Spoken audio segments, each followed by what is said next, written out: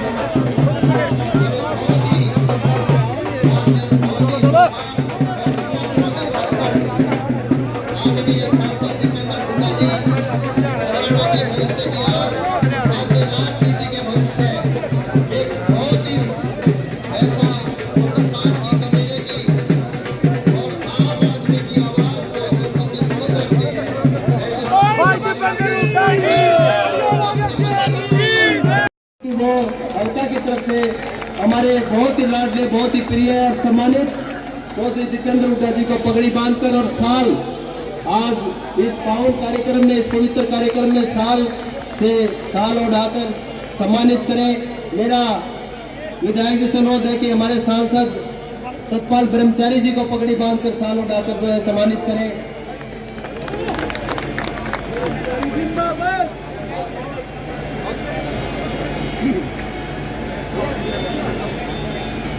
मेरा विधायक जी से अनुरोध है कि हमारे सम्मानित करें और हमारे मध्य में बहुत ही लाडले विधायक बलराम डांगी जी को, जसी पेटवाड़ जी को,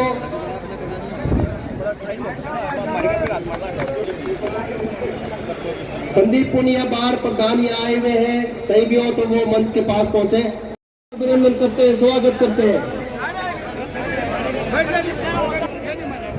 पौत्र है उनसे अनुरोध है कि वो स्वागत करें। 10 मिनट रहेगा, 10 मिनट में आपको हो जाएंगे।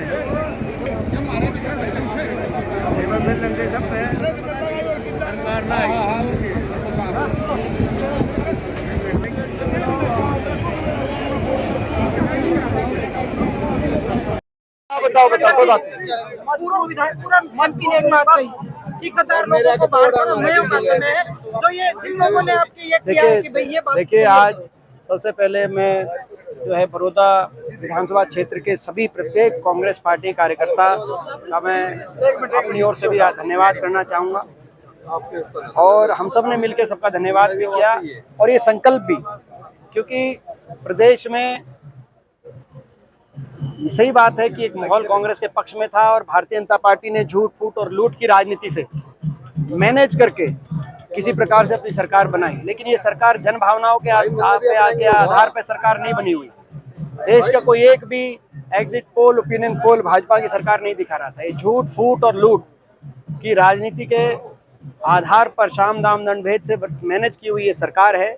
लेकिन बहरहाल विपक्ष में एक मजबूत विपक्ष प्रदेश के लोगों ने दिया है कांग्रेस पार्टी के रूप में 37 विधायक और लगभग बराबर का मत प्रतिशत विधानसभा चुनाव में और लोकसभा में 5 सांसद लोकसभा के कांग्रेस पार्टी को देकर एक मजबूत विपक्ष दिया है प्रदेश में।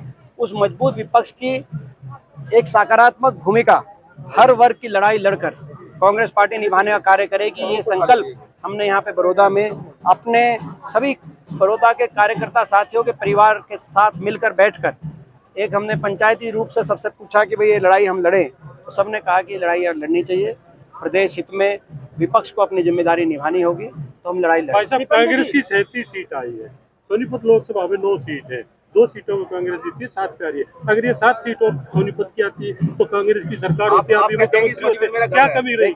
देखिए, ये सही बात है। सोनीपत लोकसभा क्षेत्र से कांग्रेस पार्टी को बहुत उम्मीद थी, हमें बहुत उम्मीद थी और भाजपा ने सोनीपत लोकसभा क्षेत्र के लिए इन 11 साल में कोई काम बता देंगे, कोई विकास कार्य नहीं किया।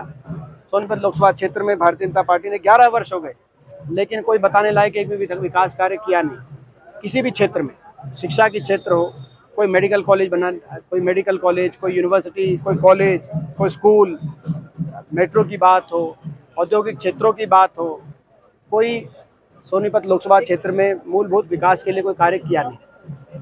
उसके बाद उम्मीद ये पूरी थी कि यहाँ से अच्छा परिणाम आएगा कांग्रेस पार्टी का, लेकिन आज एक और हमने संकल्प लिया, आपने सुना कि अब हम आगे की लड़ाई लड़ेंगे। जो कहाँ पर क्या बातें रही, वो सारी बातें संगठनात्मक रूप से भी हमने उन पर काफ़ी विचार किया है, और जहाँ कोई सुधार की आवश्यकता होगी सुधार हम लाएंगे। और लोग भी इस बार चुनाव के नतीजे से बहुत जागरूक हुए हैं, और आने वाले समय मुझे विश्वास है सोनीपत लोकसभा क्षेत्र में, आज से मैं दावा कर रहा हूँ, सोनीपत लोकसभा क्षेत्र में आने वाले समय में कांग्रेस पार्टी एक तरफा जीतेगी। बीजेपी कह रही है कि कांग्रेस के बजट को लेकर क्या नहीं है। बीजेपी कह रही है कि कांग्रेस के पास अब कोई मुद्दा नहीं रहा है। ये भाजपा का अहंकार बोल रहा है, भाजपा नहीं बोल रही। कांग्रेस के पास हर वो मुद्दा है जो हरियाणा के जनहित का मुद्दा है। आपने देखा, अभी आज भी मैंने बहुत से मुद्दे बताए, तो मैं एक एक मुद्दे पे नहीं, लेकिन भाजपा का अहंकार बोल रहा है। हर वर्ग के साथ जो वायदा खिलाफी भाजपा कर रही है, झूठ फूट और लूट की राजनीति जो भाजपा कर रही है प्रदेश में, उस झूठ फूट और लूट की राजनीति से हम लड़ेंगे। हम सच के आधार पर भाईचारे और ईमानदारी की राजनीति के लिए को बचाने के लिए इस प्रदेश में लड़ाई लड़ेंगे।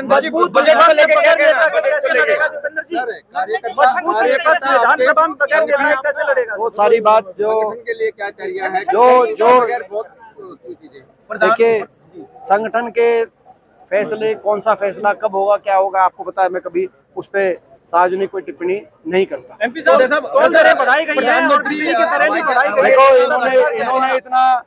इन्होंने विधानसभा में खड़े होके नेता सदन मुख्यमंत्री जी ने कहा, नायब सैनी जी ने, कि कोई कर नहीं लगा रहे एडिशनल।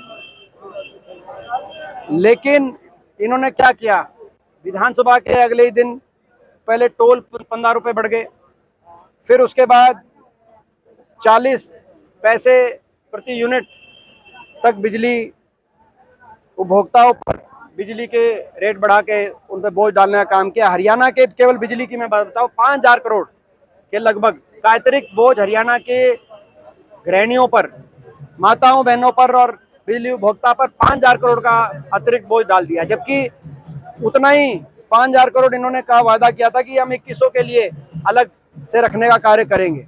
वो 2100 के लिए जो है 2100 जो पेंशन थी वो कब आएगी पता नहीं, लेकिन एक हाथ से ले तो लिए और दूसरे हाथ से देने पे भी विचार जारी है। ये इस नीति पे सरकार चली तो ना सिर्फ विधानसभा में जो बोला वो भाजपा के जो झूठ की राजनीति है उसी को आगे बढ़ाने का कार्य किया नायब सिंह जी ने, लेकिन उसके साथ साथ हर वर्ग के साथ वायदा खिलाफी करी। जब से सरकार बनी 3100 रुपए में धान की खरीद करेंगे, ये नायब सैनी जी बार बार कहते थे। उनकी बात की क्या क्रेडिबिलिटी रह जाएगी, क्या साख रह जाएगी? हरियाणा में सच और झूठ का कैसे तुलना होगी? धान का तो सीजन गया, 3100 रुपए की MSP भी नहीं मिली और अब तो गेहूं भी आ गई। और सुनो, कहा कि HKRM के कर्मचारी वो पक्का करेंगे। किसको पक्का किया इन्होंने? केवल झूठा आश्वासन दे दिया कि हटाएंगे नहीं। पक्का करने का अर्थ होता है उनकी पेंशन सरकारी नौकरी का दर्जा दिया जाए। पक्का तो किया नहीं, केवल एक विधानसभा में एक बिल पास करा दिया और उसके विपरीत हटाने का काम कर रहे हैं। कहा था पक्का करेंगे, लेकिन HKRM के एम्प्लॉइज को हर रोज हटाने का कार्य किया जा रहा है हरियाणा के अंदर। 3/4 हरियाणा के जनता को इलेक्शन जीतने के लिए 3/4 हरियाणा के मतदाताओं को BPL की श्रेणी में पहुंचाने का काम इस सरकार ने किया।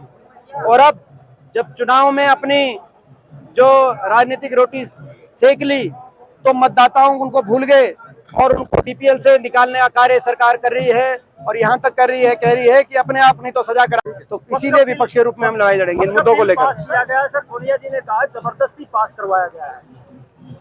देखिए, जो उस पे जो कहना था हमें संसद में, जो हमारी पार्टी ने एमपी साहब, लड़ाई कांग्रेस से लड़ेंगे या बीजेपी से? क्योंकि कांग्रेसियों को हरवा रही है। देखिए, ये आपके नेता भी मुझसे कह रहे हैं। देखिए, जो ये जो संगठनात्मक राजनीति के कोई अगर विषय किसी का कोई सुझाव आया है तो उसको हम देखेंगे। क्या आप नहीं मानते कि कांग्रेसियों ने कांग्रेस बात आपका जवाब दे दिया मैंने। ये बात आई